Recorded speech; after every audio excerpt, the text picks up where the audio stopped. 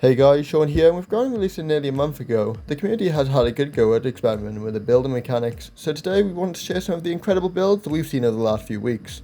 So let's get into it. Coming in our fifth spot is an incredibly unique build sent in from Chris, and unlike most, this build moves away from the land and into the pond, literally. The build is fairly large and leaves quite a fair footprint on the surface of the pond.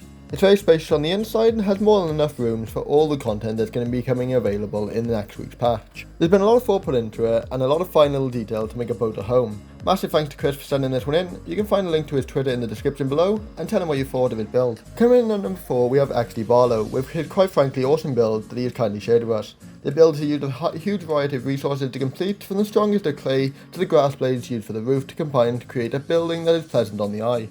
The build has been constructed over the stepping stones found in the top left of the map, and he has used them to advantage to create a safe location within the garden, while being 100% functional and providing Barlow safety, storage and more. The building looks amazing.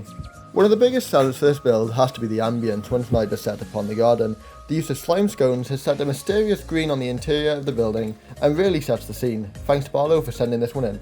Coming into our middle spot is Swinky Doo's carefully balanced tower. Despite being smaller than some of our upcoming builds, it still leaves a mark on the landscape and looks good all round. The build looks like it belongs in its environment and contrasts well with its surroundings, to say the least. Not to mention that the base of the support has had traps implemented to prevent it from the nastiest bugs out there. As with many of the submissions, Swinky didn't want his socials added, thank you to him for sending it in. Our number 2 spot had to go to Rex Piscator for the sheer size and practicality of this build.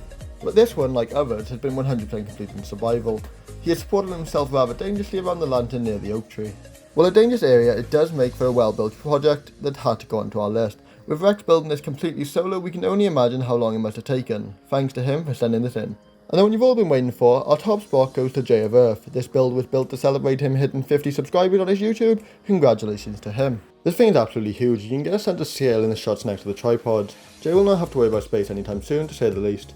As we've seen in previous builds, glow scones have been used to add a green glow to the build to make it shine bright among the moonlight. As well as this, the build has been constructed around the mysterious machine, and we look forward to seeing how he'll work around that in future updates. So that's our list. Do you agree with our number 1 spot? What's your list? Tell us below in the comments. As always, if you want to continue this series and to cover ground in the future, drop a like.